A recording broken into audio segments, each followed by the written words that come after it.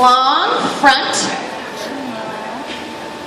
good, and hind flippers. They're long front flippers they use for pulling themselves through the water. And when they're up on land, they can use these great long hind flippers. They can rotate them, come, up and underneath themselves, so they can walk pretty easily. Nice job, guys. Now, when these guys they're a little different than our harbor seals out front, who have much shorter front and rear flippers. When our harbor seals are up on land, they look a little more like this. Come here, Rox. Oh, hi, Lou. Scooch. So you can kind of see, good, between Lou and Roxy, they move around, those harbor seals move around a lot differently. Now, one of the things I haven't mentioned is Roxy is actually sight impaired. Lou. Oh, that's so nice, thank you.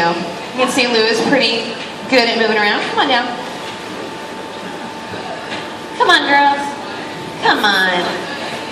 This is Flaherty, who's checking out his grandma. Good, nice job. So when I move Roxy around, or when I ask her to do different things, I do that by touching different parts of her body. So if I want her to say hello to you guys, I touch her throat. One of the first behaviors all of our seals learn is simply this. It's called a target. Good. It's where they touch their nose and their mouth to a trainer's closed hand.